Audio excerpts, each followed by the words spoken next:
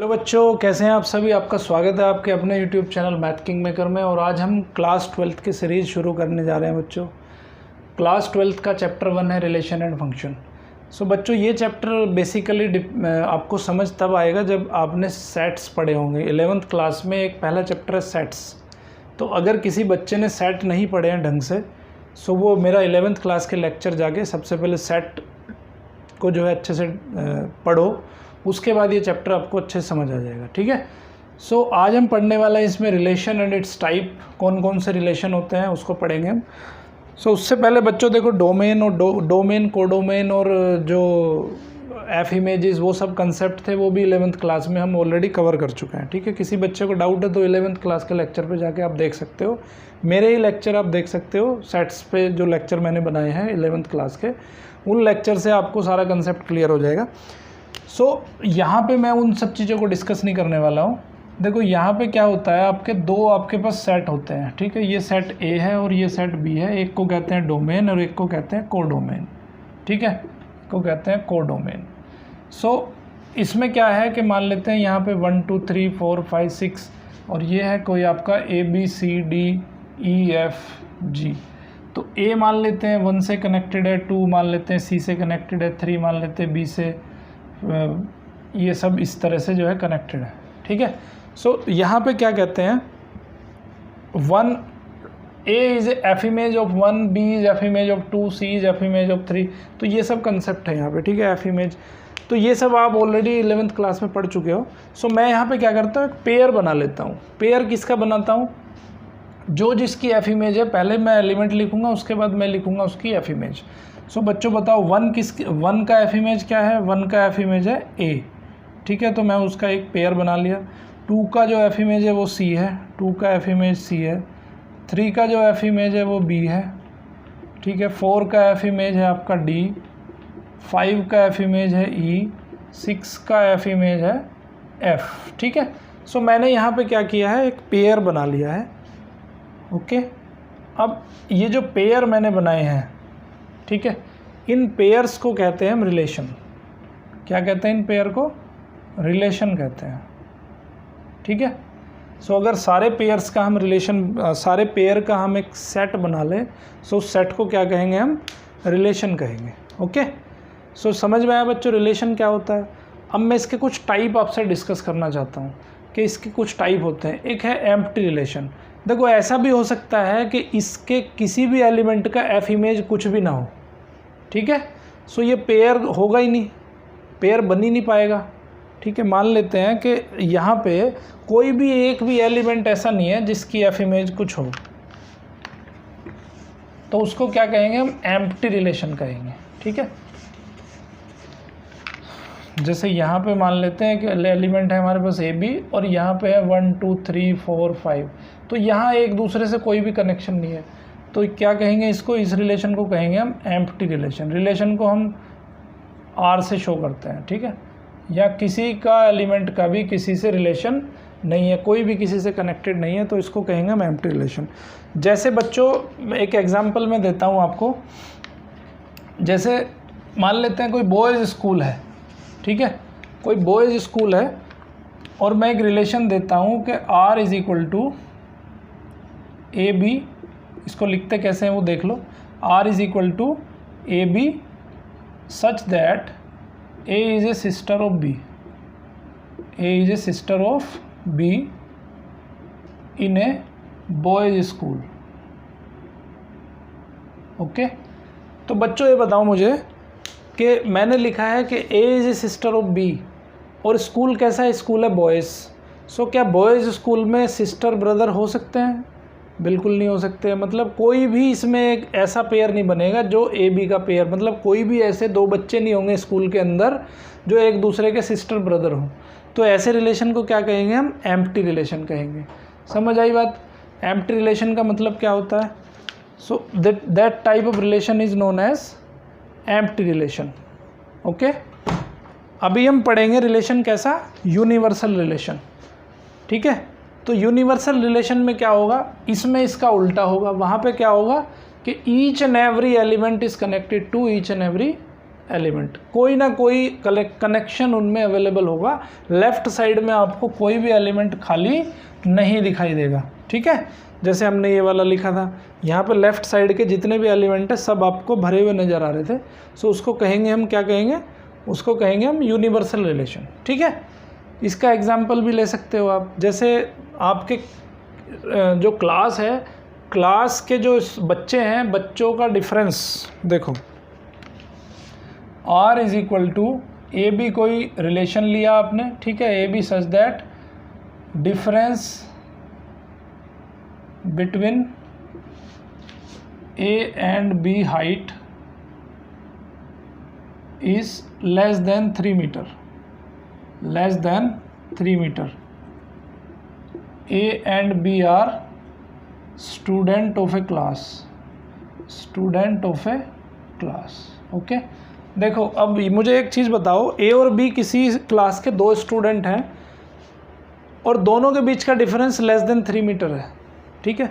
सो देखो 3 मीटर कितना होता है, 3 मीटर होता है आपका अप्रोक्सीमेट 9 फीट, ठीक है, 9 फीट के बराबर होता है। सो किसी भी 2 बच्चों की हाइट का डिफरेंस ऑलवेज 9 फीट से कम ही रहेगा। सो ऑलवेज 9 फीट से कम ही रहेगा, तो मतलब उन दोनों का लिंक आपस में रहेगा ही रहेगा, कोई भी ये खाली नहीं रहेगा, ठीक है। सो इस तरह से ये जो हो गया आपका, ये कैसा एग्जाम्पल हो गया, it is an example of a universal set, okay. अभी हम बात करेंगे रिफ्लेक्सिव सेट के बारे में। रिफ्लेक्सिव रिलेशन, एम्प्टी रिलेशन हो गया आपका। एम्प्टी रिलेशन कैसा होगा, जिसमें कनेक्शन ना हो एक दूसरे का। यूनिवर्सल में all are connected to each other. तीसरा पढ़ेंगे अभी रिफ्लेक्सिव। रिफ्लेक्सिव में क्या होता है कि रिफ्लेक्सिव में वो एलिमेंट खुद से ही कनेक्टेड होना चाहिए। जैसे ये एक ए ले लिया हमने और यहाँ हमने ले लिया एक बी। सो यहाँ पे लिया 1 2 3 4 5, यहाँ पे लिया 1 2 3 4 5 6 7, ये सब ले लिया हमने। सो 1 कनेक्टेड होना चाहिए 1 से, 2 कनेक्टेड होना चाहिए 2 से, 3 से होना चाहिए, 4 से होना चाहिए, 5 से होना चाहिए। इसका मतलब है जो यहाँ पे पेयर बनेंगे कुछ ऐसे बनेंगे, 1 1 2 2 3 3 4 4 5 5, ठीक है। मतलब each and every element is connected to itself only, ठीक है। तो इसको मैथमेटिकली हम कैसे लिखेंगे वो थोड़ा देख लो। मैथमेटिकली लिखेंगे हम इसको कि रिफ्लेक्सिव की डेफिनेशन कैसे लिखेंगे कि आपका जो रिलेशन होगा, if A belongs to R, A जो है आर में बिलोंग करना चाहिए for every value of A belongs to A, ठीक है। जो आपका रिलेशन जो बनेगा उस रिलेशन में ये अवेलेबल होना चाहिए, मतलब कोई भी एलिमेंट ऐसा नहीं होना चाहिए जिसका के एफ इमेज वो खुद ना हो। समझ गए बात? 1 का 1 होना चाहिए, 2 का 2 होना चाहिए, 3 का 3, 4 का 4। जितने भी एलिमेंट आपके लेफ्ट साइड में हैं, जितने भी एलिमेंट डोमेन के अंदर हैं, वो सब अपनी ही एफ इमेज होना चाहिए। सो ऐसे रिलेशन को कहेंगे हम रिफ्लेक्सिव रिलेशन, ठीक है। अब रिफ्लेक्सिव रिलेशन का एक एग्जाम्पल ले लेते हैं, वेरी वेरी सिंपल। अभी मैंने एग्जाम्पल बताया आपको। सो जैसे एक आपका जो ट्राइंगल का जो सेट है, ठीक है, ट्राइंगल का सेट ले लिया हमने, R is equal to T1 T2। T1 और T2 दो ट्राइंगल हैं, ठीक है। इसमें क्या लिखा मैंने, such that T1 is congruent to T2, T1 is congruent to T2, एक दूसरे के कॉन्ग्रुएंट है ये। सो जब ये एक दूसरे के कॉन्ग्रुएंट है तो क्या होगा, अगर T1 के कॉन्ग्रुएंट T2 है तो T1 के कॉन्ग्रुएंट, देखो ये क्या है कि जितने भी इसमें आपके ये हैं पेयर, जितने भी हैं उन पेयर के अंदर क्या है, आपके कॉन्ग्रुएंट ट्राइंगल्स का पेयर है ये, ठीक है। ये ट्राइंगल इसका कॉन्ग्रुएंट, ये ट्राइंगल इसका कॉन्ग्रुएंट, ये ट्राइंगल इसका, ये इसका कॉन्ग्रुएंट, ये इसका कॉन्ग्रुएंट। तो इसका मतलब क्या है कि दोनों ही कॉन्ग्रुएंट हैं, तो दोनों ही सेम ट्राइंगल है, ठीक है। सेम ट्राइंगल अपने आप को कॉन्ग्रुएंट होता ही होता है भाई, कोई भी ट्राइंगल अपना कॉन्ग्रुएंट तो होगा ही होगा। तो यहाँ पे क्या होगा कि T1 लिखा जा सकता है ना, क्योंकि T1 का कॉन्ग्रुएंट होगा, T2 का कॉन्ग्रुएंट होगा, T3 का कॉन्ग्रुएंट होगा। सो यहाँ क्या होगा, each and every triangle is congruent to itself. So हम इस रिलेशन को क्या कहेंगे, ये रिलेशन हमारा कैसा हो जाएगा, रिफ्लेक्सिव रिलेशन हो जाएगा। समझ आई बात। रिफ्लेक्सिव के बाद अब बात करेंगे हम सिमेट्रिक रिलेशन की। तो सिमेट्रिक रिलेशन में क्या होता है,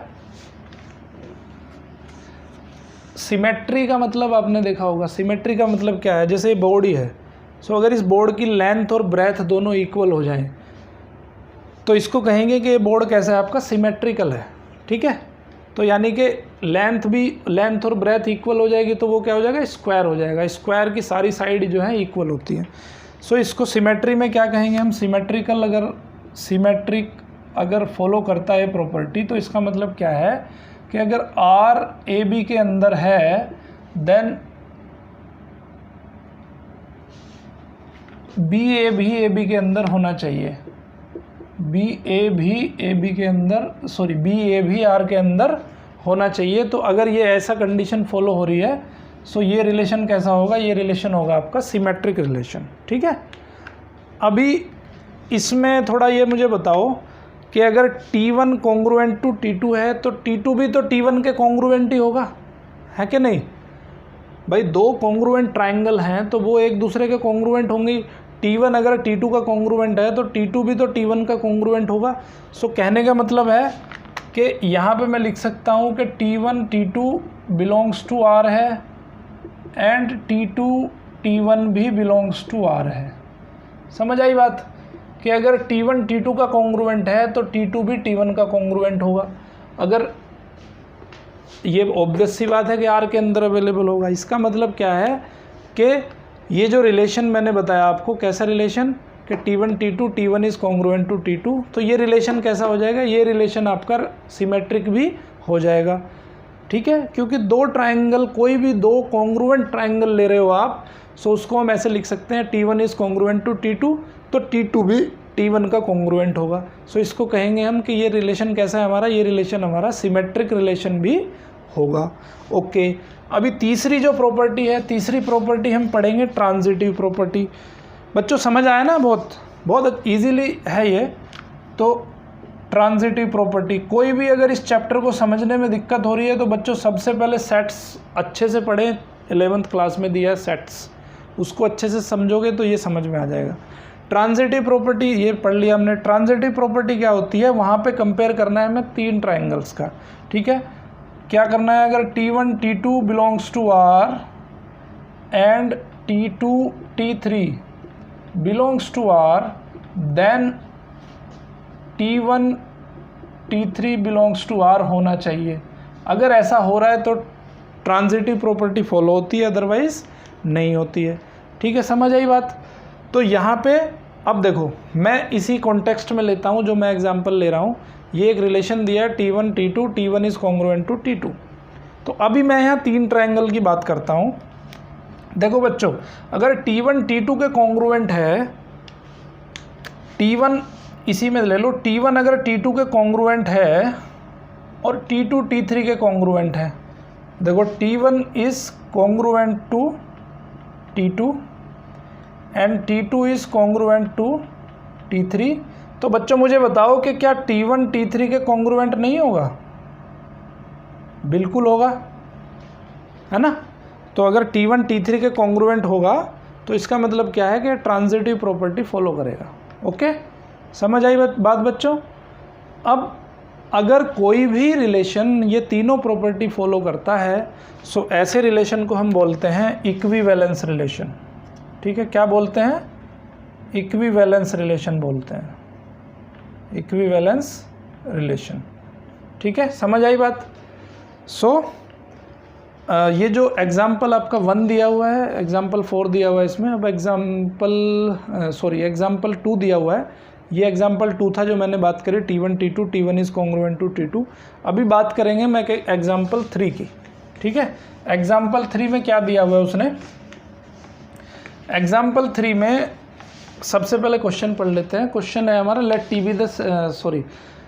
L be the set of all lines in a plane and R be the relation in L defines as अब रिलेशन देख लो उसने कैसे डिफाइन किया है कि L1 L2 दो लाइन्स हैं, ठीक है, L1 L2 दो लाइन है, L1 is perpendicular to L2, L1 is perpendicular to L2, ठीक है। अब देखो सबसे पहले हम पढ़ते हैं ये रिफ्लेक्सिव रिलेशन। अब देखते हैं हम कि रिफ्लेक्सिव होगा कि नहीं होगा, ठीक है भाई। L1 क्या है, कोई लाइन है। अब ये मैंने कोई लाइन बना दी L1, है ना। अब पेयर कैसा लेना है, अब देखो रिफ्लेक्सिव कब होगा, जब L1 और L1 ये R में अवेलेबल होंगे तब ये रिलेशन रिफ्लेक्सिव होगा, है ना। और उसने डिफाइन कैसे किया है कि L1 L2 का जो पेयर जो बनाओगे आप, उसमें पहली जो लाइन है दूसरी लाइन के परपेंडिकुलर होगी, ठीक है। तो आप मुझे थोड़ा ये बताओ कि अगर मैं सेम लाइन को ले रहा हूँ, L1 को ले रहा हूँ, तो क्या ये लाइन L1 अपने खुद के परपेंडिकुलर हो सकती है क्या? बिल्कुल नहीं हो सकती है। सो ये परपेंडिकुलर नहीं हो सकती है। इसका मतलब क्या है कि L1 does not belongs to R। L1 और L1 R के अंदर अवेलेबल नहीं है, क्योंकि ये लाइन खुद के परपेंडिकुलर नहीं हो सकती है, ठीक है। सो रिफ्लेक्सिव नहीं हुआ यहाँ पे। दूसरी प्रॉपर्टी है आपकी कौन सी, सिमेट्रिक। सिमेट्रिक का मतलब क्या है कि L1 और L2 अगर R के अंदर है तो L2 और L1 भी R के अंदर अवेलेबल होना चाहिए। अब ये एक लाइन ली आपने L1 और दूसरी लाइन इसके परपेंडिकुलर ले ली आपने, ठीक है, क्योंकि L1 is perpendicular to L2, तो एक लाइन आपने ये ले ली। ये कौन सी लाइन है, ये L2 लाइन है, ठीक है। सो बच्चों देखो, अगर L1 L2 के परपेंडिकुलर है तो L2 भी तो L1 के परपेंडिकुलर होगी कि नहीं होगी? बिल्कुल होगी। तो ये प्रॉपर्टी आपकी सेटिस्फाई होगी। इसका मतलब ये सेकेंड प्रॉपर्टी आपकी सेटिस्फाई होगी, मतलब ये सिमेट्रिक होगा। अब तीसरी प्रॉपर्टी हम पढ़ते हैं। तीसरी प्रॉपर्टी क्या है, ट्रांजिटिव प्रॉपर्टी है। ट्रांजिटिव में क्या होगा, एक तीसरी लाइन भी यहाँ पे पिक्चर में आएगी। L1 is perpendicular to L2 and एक तीसरी लाइन होगी L3 is perpendicular to L2। यही मतलब हुआ ना भाई, L1 और L2 R के अंदर होना चाहिए और L2 एंड L3 भी R के अंदर होना चाहिए। और हमें जो इन दोनों से दिखाना है वो ये दिखाना है कि L1 और L3 R के अंदर अवेलेबल हैं। अगर L1 और L3 R के अंदर अवेलेबल हैं तो ये रिलेशन ट्रांजिटिव हो जाएगा, ओके। तो अभी देखो, L1 is perpendicular to L2 and L2 is perpendicular to L3। ये हमने तीन लाइन ले ली है।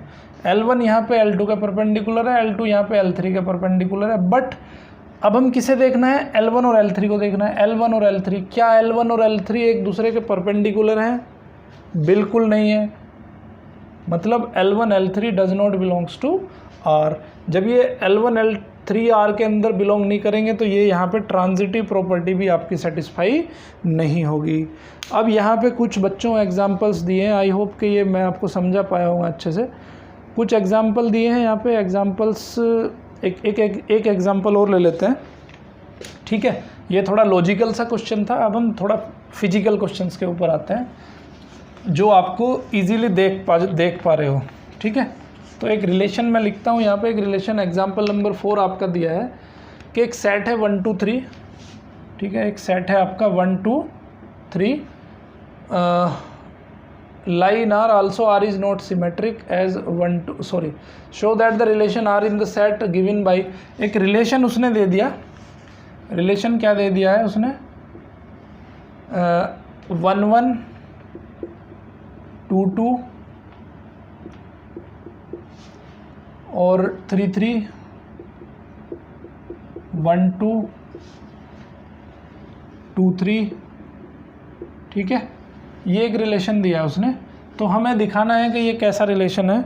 और सेट उसने दिया है, ए सेट दिया है 1 2 3, ठीक है। यानी कि इसके जो एलिमेंट हैं वो कौन से हैं, 1 2 3 हैं। तो यहाँ पे क्या है, ये इस तरह का एक रिलेशन है। यहाँ पे ए सेट है, यहाँ पे ए सेट है, इसके अंदर 1 2 3 लिखा है, इसके अंदर भी 1 2 3 लिखा है, ठीक है। तो अब ये रिलेशन दिया है इसने कि 1 is connected to 1, 2 is connected to 2, 3 is connected to 3, 1 is also connected to 2 and 2 is also connected to 3, ठीक है। तो इसका मतलब ये होता है। अब यहाँ पे अब जो पेयर बने हैं इस पेयर के हिसाब से पहले हमें देखना है रिफ्लेक्सिव, ठीक है। रिफ्लेक्सिव के अंदर क्या देखते हैं कि क्या वो खुद का इमेज है। देखो 1 1 1 1 2 2 एंड 3 3 आर में बिलोंग करने चाहिए, तो 1 1 भी है, 2 2 भी है, 3 3 भी है, belongs to R. That means ये रिलेशन कैसा हो जाएगा, रिफ्लेक्सिव रिलेशन हो जाएगा, क्योंकि इसके अंदर 3 एलिमेंट है, तीनों की अपनी अपनी सेल्फ इमेज वाला, अपनी अपनी इमेज वाला जो है आर एफ इमेज वाला एलिमेंट इसके अंदर अवेलेबल है। दूसरा क्या होता है भाई, कम्यूटेटिव, सॉरी सिमेट्रिक। सिमेट्रिक में क्या देखना है हमें, सिमेट्रिक में हमें देखना है कि अगर इसके अंदर 1 2, देखो 1 2 अवेलेबल है इसके अंदर, तो क्या इसके अंदर 2 1 अवेलेबल है, क्या 2 1 अवेलेबल है, नहीं है, तो इसका मतलब ये जो है आपका सिमेट्रिक नहीं होगा। जैसे इसमें 2 3 अवेलेबल है, तो इसके अंदर 3 2 भी अवेलेबल होना चाहिए, बट 3 2 भी अवेलेबल नहीं है, तो इसका मतलब ये सिमेट्रिक नहीं है। तीसरा रिलेशन क्या है हमारा, ट्रांजिटिव। ट्रांजिटिव में क्या देखते हैं भाई हम, ट्रांजिटिव में 3 का कंपेयर करते हैं। देखो इसके अंदर 1 2 अवेलेबल है, 1 2 अवेलेबल है, 1 2 belongs to R, 2 3 belongs to R, तो हमें इससे क्या प्रूव करना है कि 1 3 बिलोंग्स टू आर होना चाहिए। सो 1 3 बिलोंग्स टू आर है कि नहीं है, 1 3 है इसमें, बिल्कुल नहीं है, इसका मतलब ये रिलेशन हमारा ट्रांजिटिव भी नहीं है। तो बच्चों समझ आया बात, कैसे हम किसी रिलेशन को अगर ये तीनों प्रॉपर्टी फॉलो हो जाती तो ये रिलेशन कैसा हो जाता है, इक्विवेलेंस रिलेशन हो जाता। तो यहाँ एग्ज़ाम में पूछा जाता है बहुत बार कि आपको दिखाना है कि ये रिलेशन जो गिवन रिलेशन है वो इक्विवेलेंस रिलेशन है कि नहीं है। तो आपका एक्सरसाइज नंबर जो 1.1 है वो इसी पे बेस्ड है। आपको बताना है कि गिवन जो सेट है, गिवन जो पेयर ऑफ जो रिलेशन उसने दिया है वो रिलेशन आपको बताना है कि वेदर इट इज़ इक्विवेलेंस और नॉट। तीनों प्रॉपर्टी सेटिस्फाई होती हैं तो इक्विवेलेंस होगा, अदरवाइज नहीं होगा। आई होप बच्चों ये चैप्टर आपको अच्छे से समझ आया होगा डे 1, ठीक है। और each and every chapter, each and every day is connected to next day. तो अगर पीछे वाला आपने नहीं किया है तो फिर आगे आपको कोई समझ नहीं आएगा, ठीक है। चलिए बच्चों, thank you very much, next lecture में मिलते हैं।